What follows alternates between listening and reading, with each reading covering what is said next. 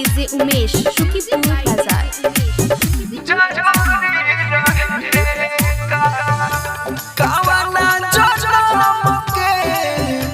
बादला चुकइलो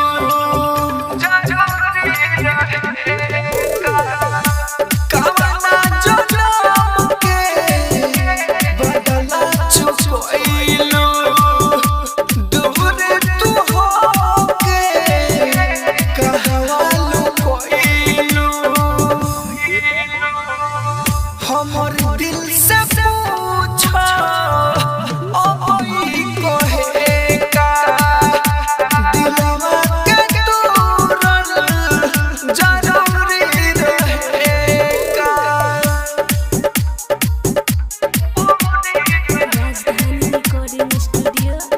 music by DJ Umesh Shukipur बाजार।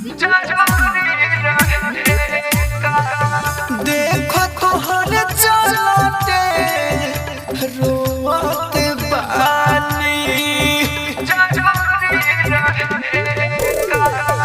देखो तोहरे चलते रोते बानी राइटर मनोज भाई राजधानी हमरे नियन